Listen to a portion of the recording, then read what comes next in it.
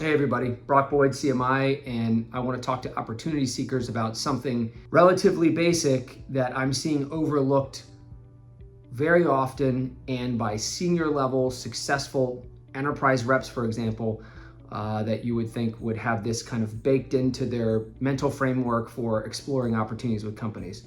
The main topic I'm going to talk about is research before you have a first conversation, second conversation, etc.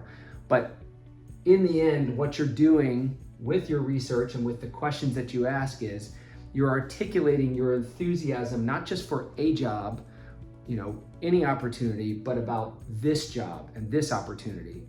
And you doing a significant enough amount of research about the company and the product, and therefore having questions that reflect that research, are a major component of how companies determine this person is enthusiastic about this position.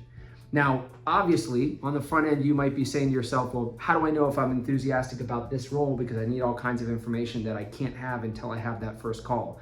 Well, you can still show the kind of enthusiasm that comes from doing enough research, that you have well-formed and deep questions about the company, the product, the competitive landscape, and so on. And then you can get more details that tell you by the end of that call whether or not you are enthusiastic about this position and whether or not you want to move forward in the process.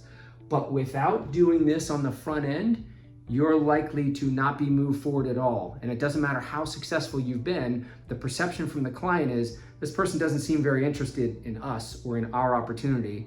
They just seem either interested in making a move in general, or I'm not sure what they're interested in because they seem to have put in no effort before we had this conversation.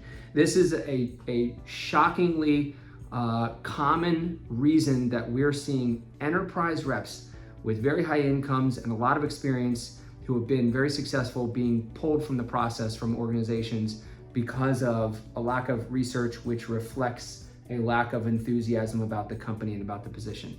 So it's something relatively simple. If you're going to take the time to do these calls, then it makes sense to invest the time to do the research into the company and the product, and therefore have deep questions that reflect that time and effort that you put in, and that will substantially increase your odds of moving forward in the process. That doesn't necessarily mean that you're going to want to move forward in the process, but you'd rather have that choice be in your hands rather than the client simply saying, no, we want to cut this person out based on their apparent lack of enthusiasm about our company, our product, etc., reflected in the lack of research that they did before we had our first call. That is it for this week. See you next week. Happy hunting.